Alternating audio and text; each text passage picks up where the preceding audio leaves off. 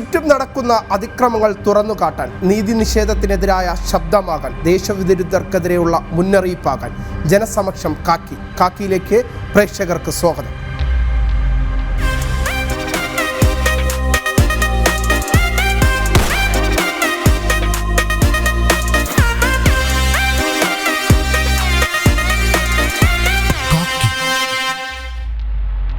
കൊച്ചിയിലെ ഹോട്ടലിൽ നടന്ന ലഹരി പാർട്ടിയിൽ പിടിച്ചെടുത്തത് കൊക്കൈൻ തന്നെയെന്ന് പോലീസ്. സംഭവത്തിൽ കുപ്രസിദ്ധ ഗുണ്ടാത്തലവൻ ഓം പ്രകാശിനെ വീണ്ടും പോലീസ് ചോദ്യം ചെയ്യും. പിടിച്ചെടുത്ത പ്ലാസ്റ്റിക് കവറിലുണ്ടായിരുന്നത് കൊക്കൈനാണെന്ന് രാസപരിശോധനാ ഫലം. ഓം പ്രകാശിന്റെ കൂട്ടാളി ഷിഹാസിനെയും ചോദ്യം ചെയ്യും.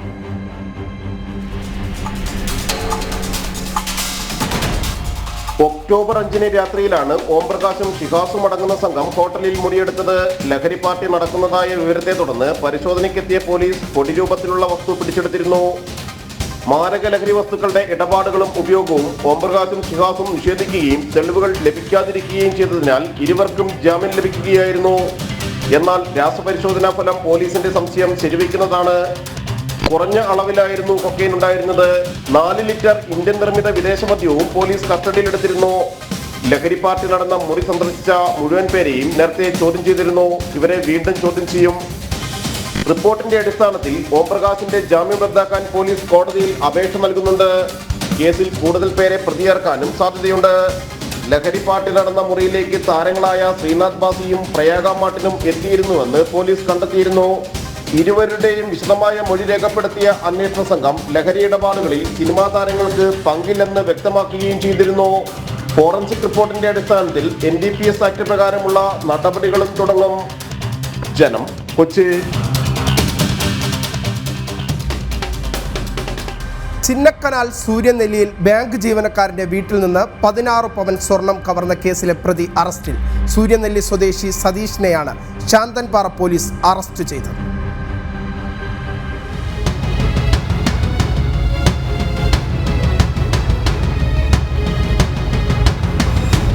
സൗത്ത് ഇന്ത്യൻ ബാങ്ക് ചിന്നക്കനാൽ ശാഖ അസിസ്റ്റന്റ് മാനേജറായ ജിതിൻ ഷാജിയുടെ വീട്ടിൽ നിന്നാണ് പ്രതി സ്വർണം മോഷ്ടിച്ചത്.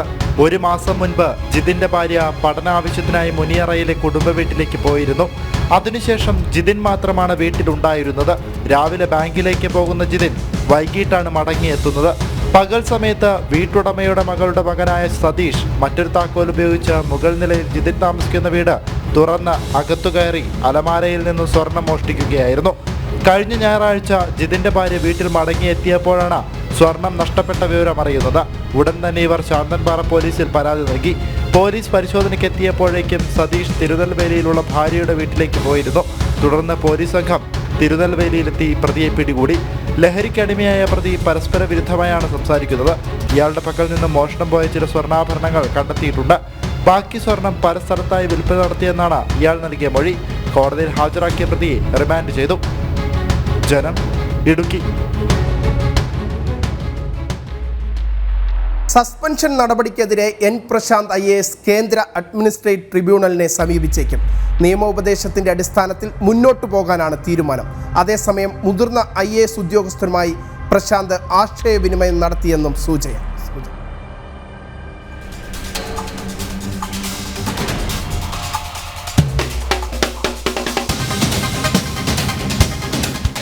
Additional chief secretary doctor A ജയതിലകിനെതിരെ സമൂഹമാധ്യമങ്ങളിലൂടെ പരസ്യാധിക്ഷേപം നടത്തിയതിനാണ് പ്രശാന്തിനെ സംസ്ഥാന സർക്കാർ സസ്പെൻഡ് ചെയ്തത്.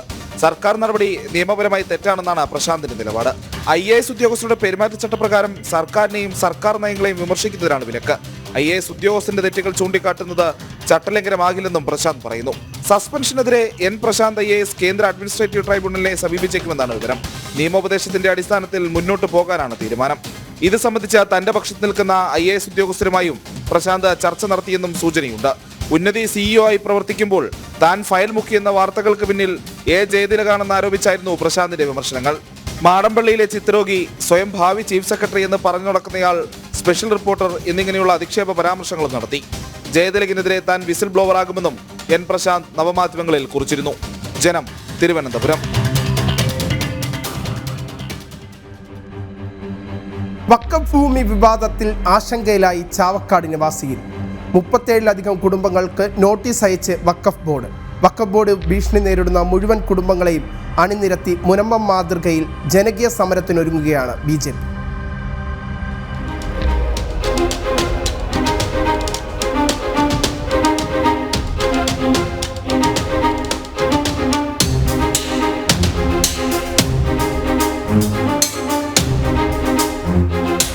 പത്ത് സെന്റും വീടുമാണ് സുലോചനയുടെയും കുടുംബത്തിന്റെയും ആകെ സമ്പാദ്യം. ചെറിയ വീട്ടിലാണ് ഒരു കൈക്കുഞ്ഞടക്കം 5 പേർ താമസിക്കുന്നത്.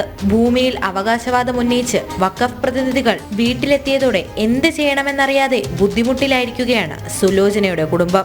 ഞാൻ ലൈഫിന്റെ പേര് എഴുതി കൊടുക്കാനപ്പോ ലൈഫിന് എഴുതി കൊടുത്തു. 22-ൽ അപേക്ഷിച്ചു. എനിക്കത് അപേക്ഷ വന്നു, ലൈഫ് പാസ്സായിരുന്നു പറഞ്ഞിട്ട്. അതിന് ശേഷമാണ് ഈ വഖഫ് ബോർഡിൻ്റെ ഇത് വന്നത്. അപ്പോൾ ഈ വഖഫ് ബോർഡിൻ്റെ ഇത് വന്ന് ഞങ്ങൾക്ക് ഇതൊന്നും ചെയ്യാൻ പറ്റില്ല എന്ന് പറഞ്ഞപ്പോൾ ഞാൻ ഇവിടെ പഞ്ചായത്തിൽ വിവരം കൊടുത്തു. ഞങ്ങൾക്ക് ഇങ്ങനെ ഒരു കാര്യമുണ്ട്. അപ്പോൾ ഞങ്ങൾ ഇതിൻ്റെ ഇടയിൽ ഞങ്ങൾ ചെയ്യുമ്പോൾ ഞങ്ങൾ ചെയ്തു പോയാൽ ഞങ്ങൾക്ക് അതും ദൂരണ്ടാവും. വഖഫ് ബോർഡ് ഇവിടെ വന്നു, അവര് വണ്ടിയായിട്ട് ഇവിടെ വന്ന് ഇപ്പൊ നിങ്ങളെ ഭൂമിയാണെന്ന് പറഞ്ഞു വരുമ്പോൾ ഞങ്ങൾ എവിടെ പോകുന്നു ചോദിച്ചു. ഞാൻ ചോദിച്ചു ഞങ്ങൾ എവിടെ പോകും? ഞങ്ങൾ 2 പെൺകുട്ടികളും ഉള്ളൂ, പിന്നെ ഒരു മോനാണ്, അവന്റെ അമ്മയാണ്. അപ്പൊ ഞങ്ങളെ കണ്ടു പോകുക, ഞങ്ങൾ വഴിയാധാരാവിടെയെന്ന് വെച്ചു. ഒരുമനയൂർ സ്വദേശി ബാലകൃഷ്ണന്റെ വീടിന് മുൻപിലെ 4 സെന്റ് സ്ഥലത്താണ് വഖഫ് അവകാശവാദം ഉന്നയിച്ചുകൊണ്ട് നോട്ടീസ് അയച്ചിരിക്കുന്നത്. വീട്ടിലേക്കുള്ള വഴി നഷ്ടപ്പെടുമോ എന്ന ആശങ്കയിലാണ് ബാലകൃഷ്ണന്റെ കുടുംബം. ഞങ്ങളുടെ വീടിന്റെ നേരെ ഫ്രണ്ടിലത്തെ സ്ഥലമാണ്. ഞങ്ങൾക്ക് ഇങ്ങോട്ട് വരുന്ന വഴിക്ക് വേണ്ടിയിട്ടാണ് മേടിച്ചത് 4 സെന്റ് സ്ഥലം. അതിനാണ് വന്നുള്ളത്. ഇപ്പോൾ ഞാൻ 2020-ലാണ് ഈ ഭൂമി മേടിച്ചത്. പിന്നെയാണ് ഞാൻ അതിൻ്റെ ആധാരം കൂടി വെച്ചിട്ടാണ് വീട് പണി നടത്തിയിട്ടുള്ളത്. അപ്പോൾ ഈ ഭൂമിയുടെ കെടുപ്പ് എങ്ങനെയാണെന്ന് വെച്ചാൽ സാമൂതിരി പണ്ടാരം ഭാഗയാണ് ഇത് ജമ്മായിട്ട് കിടക്കുന്നത്. എന്നുവെച്ചാൽ സാമൂതിരി പോലത്തെ സ്ഥലമാണത്. ഇപ്പോൾ എന്താ പറയുക, ഈ 1910 പുഴുക്ക തറവാട്ടുകാർക്ക് അത് വാങ്ങിച്ചു. പിന്നെ അവർ ഭാഗവത്രം വഴി 69-ലാണ് മൂത്തേടത്ത് ബാലേട്ടന് കൊടുക്കുന്നത്. അപ്പോൾ അതിലെന്ന് പറയുക, നിങ്ങൾ ഈ ഭൂമി വഖഫ് ഭൂമിയാണ്, നിങ്ങൾ ഇവിടുന്ന് ഒഴിഞ്ഞു പോകണം, ഇന്ത്യ വരും എന്ന് പറഞ്ഞിട്ട്. പിന്നെ 3ാമത്തെ ലെറ്റർ വന്നത് 3 മാസത്തിൻ്റെ ഉള്ളിൽ നിങ്ങളെല്ലാവരെ കുടിയൊഴിപ്പിക്കുന്നതാണ്. ഫ്രാൻസിസിന്റെ വീടിന് സൗകര്യം കുറവായതിനാൽ ഒരു മുറി കൂടി വീടിനോട് ചേർത്ത് പണിയിപ്പിച്ചു. ഈ മുറി നിൽക്കുന്ന സ്ഥലത്താണ് അവകാശം ഉന്നയിച്ച് 5 പേരടങ്ങുന്ന ഫ്രാൻസിസിന്റെ കുടുംബത്തിന് വഖഫ് നോട്ടീസ് അയച്ചിരിക്കുന്നത്. ഞങ്ങൾക്ക് വഖഫിന്റെ ഒരു നോട്ടീസ് കിട്ടിയിട്ടുണ്ട്. അതിപ്പോൾ വഖഫിന്റെ ഭൂമിയാണെന്ന് പറഞ്ഞിട്ടാണ് നോട്ടീസ് വന്നുള്ളത്. ആദ്യം അതിന്റെ മറുപടി ഞങ്ങൾക്കുള്ള രേഖകൾ വഖഫിന് അയച്ചു കൊടുത്തു. അതൊന്നും അവർ പരിഗണിച്ചില്ല. വീണ്ടും വഖഫ് വീണ്ടും ഒരു നമ്പർ തെറ്റി അതിൽ തിരുത്തിയെന്ന് പറഞ്ഞിട്ട് വേറൊരു നമ്പർ വന്നു. 3ാമത്തെ ഒരു കടലാസ് വന്നു, ഞങ്ങൾ 3 മാസത്തിനുള്ളിൽ ഇത് ഒഴിവാക്കണം എന്ന് പറഞ്ഞിട്ട് വന്നു. അത് 1 സെന്റ് സ്ഥലം തയ്യൽ എനിക്ക്. അതിൽ വീടിന്റെ മുറി വന്നിട്ടുണ്ടായിരിക്കും. വീട് ഞാനൊന്ന് ഒരു സൗകര്യത്തിന് ഇല്ല. എനിക്ക് ആകെ 4 സെന്റ് ഭൂമി ഉണ്ടായിരുന്നത്. അതിന്റെ ശേഷമാണ് ഞാൻ 1 സെന്റ് കൂടി എടുത്തത്. മൊത്തം എനിക്ക് 5 സെന്റ് ഭൂമി തയ്യല്ല. അത്രയാണ് എനിക്ക് ഭൂമി ഉള്ളത്. അതിലേക്കാണ് വീട് വെച്ചത്. അതിലേക്ക് ഇറങ്ങി നിൽക്കുന്നുണ്ട്. കുറച്ച് ഒരു 2 അടി അതിലേക്ക് ഒരു ഭാഗം തള്ളി നിൽക്കുന്നുണ്ട്. ബാക്കിയുള്ള സ്ഥലം അത്രയാണ്. ഞാൻ 2011 രജിസ്റ്റർ ചെയ്ത് മേടിച്ചതാണിത്. വഖഫ് ഭീഷണി നേരിടുന്ന എല്ലാ കുടുംബങ്ങളെയും ചേർത്ത് നിർത്തി മുനമ്പം മാതൃകയിൽ സമരം സംഘടിപ്പിക്കാനാണ് BJPയുടെ തീരുമാനം. ഭാരതീയ ജനതാ പാർട്ടി ഇപ്പോൾ ഈ ഒരുമനയൂര് പഞ്ചായത്ത് ഒരുമനൂർ വില്ലേജിലായിട്ട് 30-ൽ പരം കുടുംബങ്ങൾക്കാണ് ഈ വഖഫിന്റെ കുടിയിറക്കൽ നോട്ടീസ് എത്തിയിട്ടുള്ളത്. അപ്പോൾ BJPയുടെ തീരുമാനം എന്ന് വെച്ച് കഴിഞ്ഞാൽ ഈ കുടുംബങ്ങളെ സംരക്ഷിക്കാനുള്ള എല്ലാ പ്രവർത്തനങ്ങളിലും അവർക്ക് സംരക്ഷണം കിട്ടേണ്ട എല്ലാ കാര്യക്രമങ്ങളും ചെയ്യാനാണ് ഭാരതീയ ജനതാ പാർട്ടി തീരുമാനിച്ചിട്ടുള്ളത്. അതിന് മുനമ്പം മാതൃകയിൽ വലിയൊരു ജനകീയ സമരത്തിനാണ് ഈ ചാവക്കാട് സാക്ഷിയാവാൻ പോകുന്നത്. കേന്ദ്ര സർക്കാരിന്റെ ഇടപെടൽ വിഷയത്തിൽ ഉണ്ടാവുമെന്ന പ്രതീക്ഷയിലാണ് പ്രദേശത്തെ കുടുംബങ്ങൾ. ജനം, തൃശൂർ.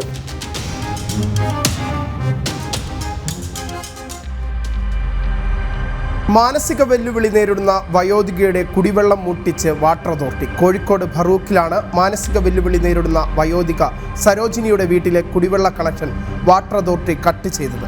പണമടയ്ക്കാൻ നിവൃത്തിയില്ലെന്ന് ചൂണ്ടിക്കാണിച്ചിട്ടും ഒരു മാനുഷിക പരിഗണനയും അധികൃതർ കാണിച്ചില്ലെന്നാണ് കുടുംബത്തിന്റെ ആരോപണം.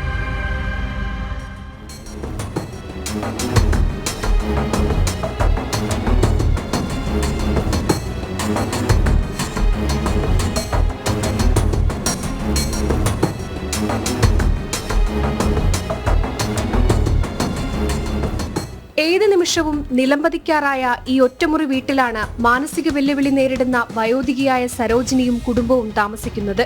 അമ്മയുടെയും മകന്റെയും ചികിത്സയ്ക്ക് പണം കണ്ടെത്താനുള്ള നെട്ടോട്ടത്തിലാണ് സരോജിനിയുടെ മകനായ കൂലിപ്പണിക്കാരൻ സുനിൽ. മകന്റെ ചികിത്സയുമായി ബന്ധപ്പെട്ട് ആശുപത്രിയിൽ കഴിയുമ്പോഴാണ് മുന്നറിയിപ്പില്ലാതെ വാട്ടർ അതോറിറ്റി വീട്ടിലെത്തി കുടിവെള്ള കണക്ഷൻ കട്ട് ചെയ്യുന്നത്. ഞങ്ങൾ പൈസ അടയ്ക്കണം എന്നൊക്കെ പറഞ്ഞു. നമുക്ക് ബുദ്ധിമുട്ടായതുകൊണ്ട് മോന് സുഖമില്ലാത്തതുകൊണ്ട് മോന് കുഴഞ്ഞതാ, ഒരു കാല് ഇതായതാ. അപ്പോൾ ഞങ്ങൾ മെഡിക്കൽ കോളേജിലായെന്നാണ് ഇത് കട്ട് ചെയ്ത് കൊണ്ടുപോയത്. ഒരു ഇവിടെ വെച്ച് പെട്ടെന്ന് പിന്നെ വരാനൊന്നും കഴിഞ്ഞില്ല. ഞങ്ങളൊരു 2-3 ആഴ്ച കഴിഞ്ഞപ്പോഴാണ് അവിടെ നിന്ന് ഇങ്ങോട്ട് പോകുന്നത്. വെള്ളം ഞങ്ങൾ അവിടുത്തെ കിണറിൽ നിന്നൊക്കെ എടുക്കണ വെള്ളം ബുദ്ധിമുട്ടാണ്, ഭയങ്കര ബുദ്ധിമുട്ടാണ്.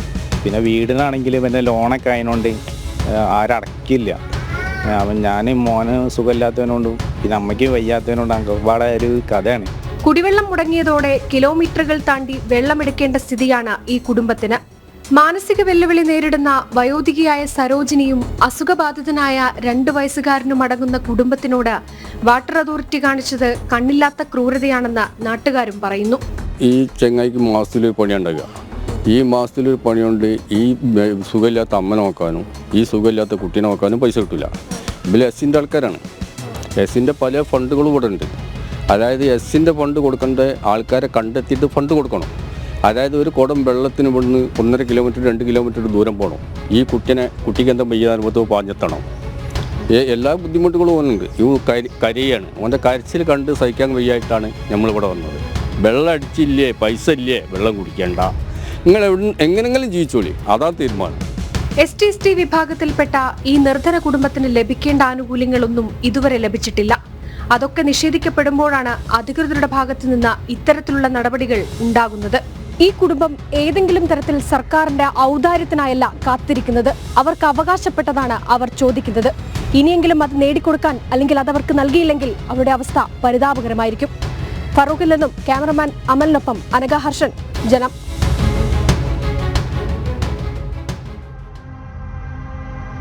ഗർഭിണിയായ ഭാര്യയെ കുത്തിക്കൊലപ്പെടുത്താൻ ശ്രമിച്ച കേസിൽ പ്രതി മുംബൈയിൽ പിടിയിലായി.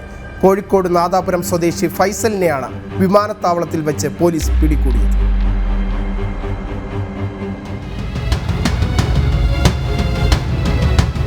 രണ്ടു മാസം ഗർഭിണിയായ നരിപ്പറ്റ കിണറുള്ള പറമ്പത്ത് ഷംനയെ കുത്തിക്കൊലപ്പെടുത്താൻ ശ്രമിച്ച കേസിലാണ് പ്രതി പിടിയിലായത്. വീട്ടിൽ വെച്ച് ചിരവ കൊണ്ടുള്ള ആക്രമണത്തിൽ കൈക്കും വയറിനും പരിക്കേറ്റ ഷംന ആശുപത്രിയിൽ ചികിത്സയിലാണ്. കൊലപാതക ശ്രമത്തിന് ശേഷം വിദേശത്തേക്ക് കടക്കാനുള്ള ശ്രമത്തിനിടെയാണ് ഫൈസൽ പിടിയിലായത്. സ്വത്ത് സംബന്ധിച്ച തർക്കത്തെ തുടർന്നാണ് ക്രൂരമായ ആക്രമണമെന്ന് പോലീസ് പറഞ്ഞു. യുവതിയുടെ പേരിൽ വയനാട്ടിലടക്കമുള്ള സ്വത്തുക്കൾ തന്റെ പേരിലാക്കണമെന്ന് പ്രതി നിരന്തരം ആവശ്യപ്പെട്ടിരുന്നു. നൽകാൻ വിസമ്മതിച്ചതാണ് അതിക്രമത്തിൽ കലാശിച്ചത്. പ്രതി സഹോദരിയെ നിരന്തരം മർദ്ദിക്കാറുണ്ടെന്ന് ഷംനയുടെ സഹോദരൻ പോലീസിൽ മൊഴി നൽകിയിട്ടുണ്ട്. പ്രതിക്കെതിരെ വധശ്രമം ഉൾപ്പെടെ ചുമത്തിയാണ് കേസ് എടുത്തിരിക്കുന്നത്. ജനം, കോഴിക്കോട്. പാലക്കാട് വാളയാർ അട്ടപ്പളത്ത് കൃഷിയിടത്തിൽ കാട്ടുപന്നിക്ക് വച്ച വൈദ്യുതി ലൈനിൽ തട്ടി ഷോക്കേറ്റ് അച്ഛനും മകനും മരിച്ചു. അട്ടപ്പളം സ്വദേശികളായ മോഹനും മകൻ അനിരുദ്ധനുമാണ് മരിച്ചത്. ഇന്ന് വൈകിട്ട് 6:30 അപകടം. കൃഷിയിടത്തിൽ വെള്ളം നോക്കാൻ പോയതായിരുന്നു മോഹനൻ. ഇവിടെ കാട്ടുപന്നിയെ പിടിക്കാൻ വൈദ്യുതി ലൈൻ സ്ഥാപിച്ചിരുന്നു. ഇതിൽ തട്ടിയാണ് മോഹന് ആദ്യം ഷോക്കേറ്റത്. മോഹനൻ വീണ് കിടക്കുന്നത് കണ്ട സമീപവാസി ഇദ്ദേഹത്തിന്റെ മകൻ അനിരുദ്ധനെ വിവരമറിയിക്കുകയായിരുന്നു. ഒരു ഫ്ലാഷ് ആയിരുന്നു, പോയിക്കൊണ്ടിരിക്കുമ്പോൾ ഒരു ഫ്ലാഷ് അടിച്ച് നിൽക്കുന്നുണ്ടായിരുന്നു. അപ്പോഴാണ് നമ്മൾ ബൈക്കിൽ പോകുമ്പോൾ ഇങ്ങനെ ഫ്ലാഷ് അടിച്ച് നിൽക്കുന്നത് കണ്ടപ്പോഴാണ് ഞാൻ തിരിഞ്ഞു വന്ന് ആ ബൈക്കിൻ്റെ ഹെഡ്ലൈറ്റ് വഴി നോക്കി. അപ്പോഴാണ് ഒരാൾ കിടക്കുന്നുണ്ടായത്. അപ്പോൾ അത് കൂട്ടുകാരൻ്റെ അച്ഛനാണെന്ന് കൺഫേം ചെയ്തു. അപ്പോഴും ഈ കറണ്ട് പെട്ടതാണെന്ന് അറിഞ്ഞിട്ടുണ്ടായിരുന്നില്ല. അറിഞ്ഞിട്ടുണ്ടായിരുന്നില്ല. ഞാനപ്പോൾ അതൊരു പേടിച്ച് ഞാൻ ആദ്യം അവൻ്റെ വീട്ടിൽ പോയിട്ട് ഇൻഫോം ചെയ്തു. അപ്പോൾ അവനെയും കൂട്ടിയിട്ട് വന്നിട്ടുണ്ടായിരുന്നു. അവൻ ഇത് കണ്ടത് അവൻ ആദ്യം തെന്നിച്ചാടി. അപ്പോൾ രക്ഷിക്കാൻ വേണ്ടി ചാടി അവന് ഷോക്ക് അടിച്ചതും അയ്യോ ഷോക്ക് കയറണം. അപ്പോഴാണ് എനിക്ക് അറിഞ്ഞത്. ഞാൻ ആ ഒരു സെക്കൻഡ് ടോർച്ച് എടുക്കുന്ന സമയമായിരുന്നു. ഇല്ലെങ്കിൽ ഞാനും അവനും കൂടെ ഇറങ്ങിയിട്ടുണ്ട്. വളരെ സാധാരണക്കാരായ കുടുംബമാണ് മോഹൻ്റേത്. മകളുടെ വിവാഹം അടുത്ത മാസം നടത്താൻ തീരുമാനിച്ചിരിക്കുകയാണ്. ഇവരുടെ ദാരുണ അന്ത്യം. 6:30 സംഭവം. ഇതിനിടയിൽ ഈ ഈ ലൈന് വെച്ച കാര്യം അവർക്ക് അറിയില്ല. ഡയറക്റ്റായിട്ട് ഇലക്ട്രിസിറ്റിൻ്റെ സർവീസ് വയർ എന്താ പറയുക മെയിൻ്റെ കമ്പി ഉണ്ടല്ലോ, ആ കമ്പി ഇന്ന് എടുത്തിരിക്കുകയാണ്. ഒരു പന്നി ഇതിനോട് ഭയങ്കര ശല്യം ചെയ്യാൻ വരാറുണ്ട്, വലിയ വലിയ പന്നികളൊക്കെ വരാറുണ്ട്. അപ്പോൾ അതിന് പിടിക്കാനായിട്ട് ആരോ ചെയ്തിരിക്കുകയാണ്. ആദ്യം ഇദ്ദേഹം അറിയില്ല. ആ സമയത്താണ് ഇയാൾ വെള്ളം തുറക്കാനായിട്ട് പോയിരിക്കുമ്പോൾ ആ ഷോക്ക് അടിച്ചു. കൃഷി ചെയ്ത് അത്യാവശ്യം കൂലിപ്പണിക്ക് പോയിട്ടാണ് ഇതിൻ്റെ കുടുംബം കഴിയുന്നത്. ഇത് ശരിക്കും പറഞ്ഞ പന്നിക്ക് വേണ്ടി വെച്ചിട്ട് പന്നി പിടിക്കാൻ വേണ്ടിയിട്ട് ചെയ്ത ആൾക്കാരാണ്. പന്നിക്ക് വേണ്ടി വെച്ച് ഇത് ജീവൻ തന്നെ, കുടുംബത്തിൻ്റെ നാദി തന്നെ ഇല്ലാതായി. കർശനമായിട്ടുള്ളൊരു നടപടി ഇതിന് ഉണ്ടാവണം. പ്രദേശത്ത് പന്നിശല്യം രൂക്ഷമാണ്. ഇത് തടയാൻ സർക്കാർ ഇടപെടാതെ വന്നതോടെയാണ് നാട്ടുകാർ സ്വന്തമായി ഇത്തരം കെണികൾ ഒരുക്കുന്നത്. ഇതുമൂലം നിരവധി മനുഷ്യജീവനുകളും നഷ്ടപ്പെടുകയാണ്. എന്നിട്ടും സർക്കാർ അനങ്ങുന്നതേയില്ല. ജനം, പാലക്കാട്.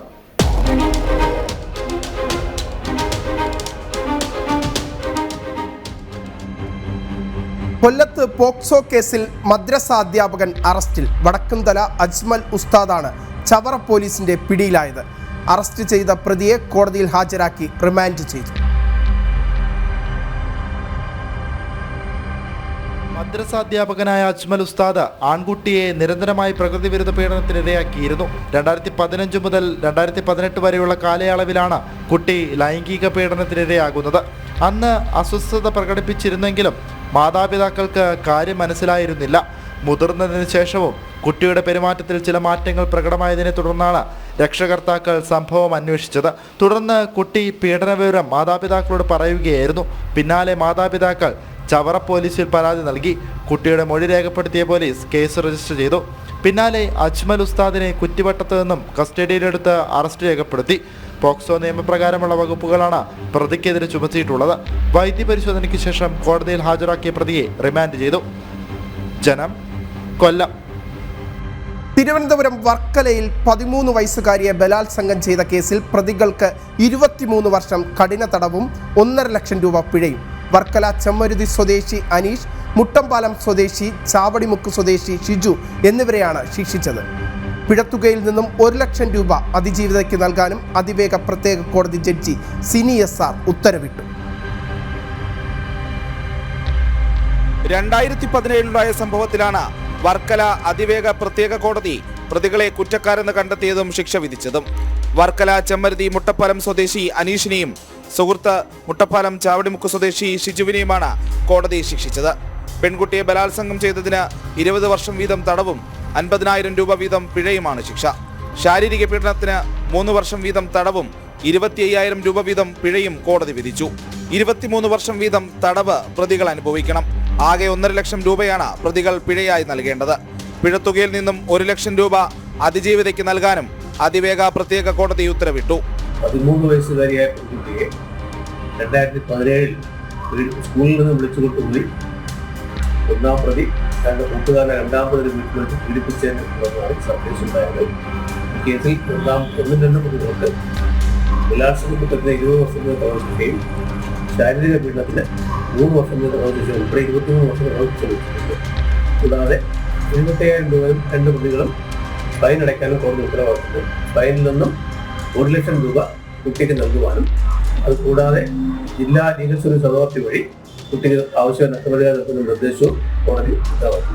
ഇൻസ്പെക്ടർ PV രമേഷ് കുമാറാണ് വർക്കല പോലീസ് 2017 രജിസ്റ്റർ ചെയ്ത കേസിൽ കുറ്റപത്രം നൽകിയത്. പ്രോസിക്യൂഷന് വേണ്ടി special public prosecutor advocate P Hemachandran നായരും ഹാജരായി. ജനം, തിരുവനന്തപുരം.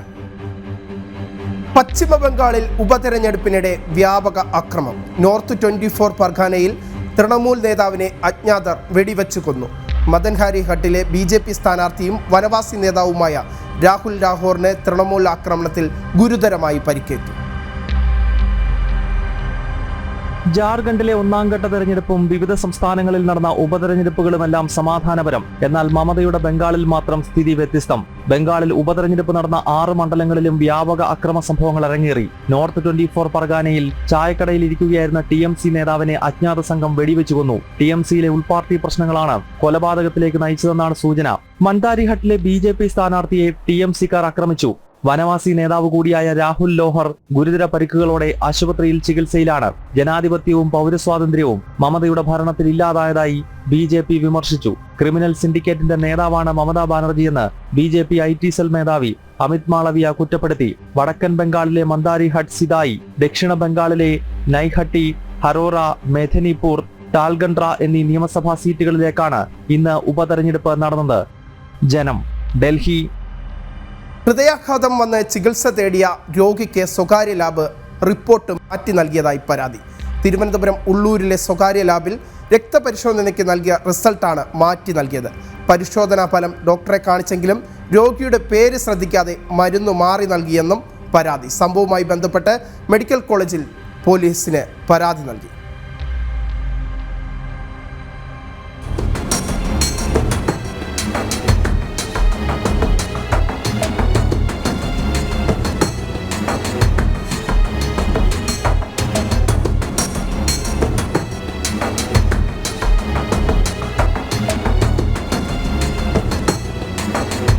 തിരുവനന്തപുരം ഉള്ളൂർ പ്രവർത്തിക്കുന്ന സ്വകാര്യ ലാബിനും നെടുമങ്ങാട് PHCയിലെ ഡോക്ടറിനും ഹൃദയരോഗിയായ ലതാകുമാരിയുടെ ചികിത്സയിൽ ഗുരുതര പിഴവാണ് സംഭവിച്ചിട്ടുള്ളത്.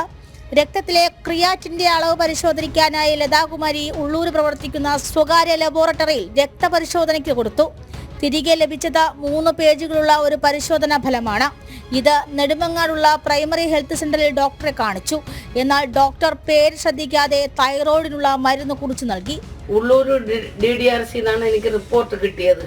അപ്പോൾ ഇത് തെറ്റാണ് എന്ന് അറിഞ്ഞ ഉടനെ DDRCയിൽ ഞങ്ങൾ വിളിച്ചപ്പം പറഞ്ഞു, മാഡം ഞങ്ങൾ സംസാരിക്കാം, ഒന്ന് വരണമെന്ന് പറഞ്ഞ് ഞങ്ങളെ ഫുള്ള് റെക്കോർഡ് മാറ്റി നോക്കിയിട്ട് അവർ പറഞ്ഞെന്തോന്ന് വെച്ചാൽ അനീഷിൻ്റെ രോഗവും എൻ്റെ രോഗവും ഒന്നായതുകൊണ്ട് ഇത് കുഴപ്പമില്ല, നിങ്ങൾ പോയി എന്ന് പറഞ്ഞാണ് വിട്ടത് ഞങ്ങൾ. എന്നിട്ട് പറഞ്ഞത് റിസപ്ഷനിൽ ഇരുന്ന കുട്ടിയുടെ മിസ്റ്റേക്കാണ്, ഞങ്ങളെ മിസ്റ്റേക്കല്ല, ഇത് ഞങ്ങൾ ഇയാക്കൂല, നിങ്ങൾ റിസപ്ഷനിൽ ഇരുന്ന കുട്ടിയുടെ പേരിൽ പരാതി കൊടുക്കാൻ. മരുന്ന് കഴിച്ചു കഴിഞ്ഞ ലതയ്ക്ക് ശരീരത്തിലെ നീരും രക്തസ്രാവവും സംഭവിച്ചു. തുടർന്നാണ് പരിശോധന ഫലം മാറിയതായി ശ്രദ്ധയിൽപ്പെടുന്നത്. സ്വകാര്യ ലാബിൽ തൈറോയ്ഡ് പരിശോധനയ്ക്കെത്തിയ അനീഷ് എന്ന വ്യക്തിയുടെ പരിശോധന ഫലമാണ് ലതാകുമാരിക്ക് മാറ്റി നൽകിയത്. സംഭവവുമായി ബന്ധപ്പെട്ട് ലതാകുമാരിയും കുടുംബവും മെഡിക്കൽ കോളേജ് പോലീസിൽ പരാതി നൽകിയിട്ടുണ്ട്. എന്നാൽ സ്വകാര്യ ലാബിന്റെ സംഭവത്തിൽ വീഴ്ച പറ്റിയിട്ടില്ല, റിസപ്ഷനിലെ പെൺകുട്ടിക്ക് സംഭവിച്ച പിഴവാണെന്നാണ് ലബോറട്ടറിയുടെ ഭാഗത്തു നിന്നുള്ള വിശദീകരണം. ജനം, തിരുവനന്തപുരം. പത്തനംതിട്ട തിരുവല്ലയിൽ മാരക ലഹരി മരുന്നായ MDMA-യുമായി യുവാക്കൾ പിടിയിൽ. അടൂർ സ്വദേശികളായ ഫൈസൽ, റോയി എന്നിവരാണ് പിടിയിലായത്. ഇവരിൽ നിന്നും വൻതോതിൽ MDMA പോലീസ് പിടിച്ചെടുത്തു.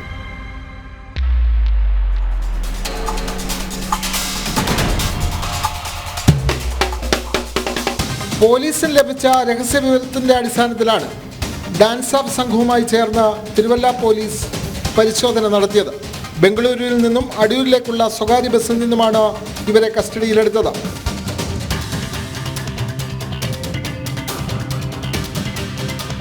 ഇവരുടെ പോക്കറ്റിലും ബാഗിൽ സൂക്ഷിച്ച ഷൂവിനുള്ളിലും ഒളിപ്പിച്ച നിലയിലായിരുന്നു ലഹരി മരുന്ന്.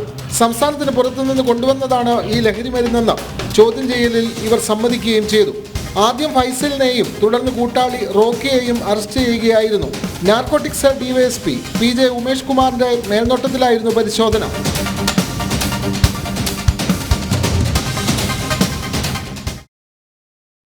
പൊന്നാനി സ്വദേശിയുടെ ബലാത്സംഗ പരാതിയിൽ SP സുജിത് ദാസ് ഉൾപ്പെടെയുള്ള പോലീസ് ഉദ്യോഗസ്ഥർക്കെതിരെ കേസെടുക്കാൻ ഹൈക്കോടതിയുടെ ഉത്തരവ് റദ്ദാക്കി. സിംഗിൾ ബെഞ്ച് ഉത്തരവാണ് ഡിവിഷൻ ബെഞ്ച് റദ്ദാക്കിയത്. FIR രജിസ്റ്റർ ചെയ്യാനുള്ള പൊന്നാനി മജിസ്ട്രേറ്റ് കോടതിയുടെ ഉത്തരവും ഹൈക്കോടതി റദ്ദാക്കി.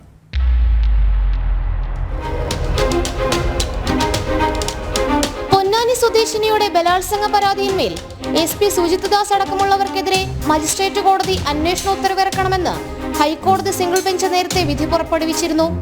ഈ സിംഗിൾ ബെഞ്ച് വിധിയും പോലീസ് ഉദ്യോഗസ്ഥർക്കെതിരെ FIR രജിസ്റ്റർ ചെയ്യാൻ നിർദ്ദേശിച്ച പൊന്നാനി മജിസ്ട്രേറ്റ് കോടതി ഉത്തരവുമാണ് ഹൈക്കോടതി chief justice Nitin Jamdar, justice S Manu എന്നിവരടങ്ങിയ ഡിവിഷൻ ബെഞ്ച് റദ്ദാക്കിയത്. വീട്ടമ്മയുടെ പരാതിയിൽ പൊന്നാനി മജിസ്ട്രേറ്റ് കോടതിക്ക് ഉചിതമായ തീരുമാനം എടുക്കാമെന്നും ഡിവിഷൻ ബെഞ്ച് വ്യക്തമാക്കി.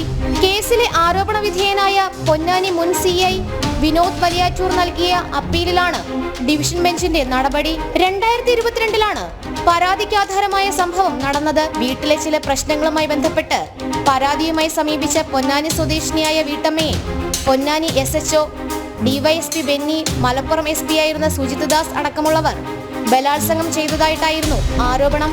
SHO പീഡിപ്പിച്ചെന്ന പരാതിയുമായി ഉന്നത ഉദ്യോഗസ്ഥരെ സമീപിച്ചപ്പോഴായിരുന്നു സുജിത് ദാസ് അടക്കം ബലാത്സംഗം ചെയ്തതെന്നും വീട്ടമ്മ ആരോപണം ഉന്നയിച്ചിരുന്നു. ജനം, കൊച്ചി. ചുറ്റും നടമാടുന്ന അതിക്രമങ്ങൾക്കെതിരെ നിതാന്ത ജാഗ്രതയോടെ കാക്കി നാളെ രാത്രി ഇതേ സമയം വീണ്ടും കാണാം. Signing off, V Vineesh.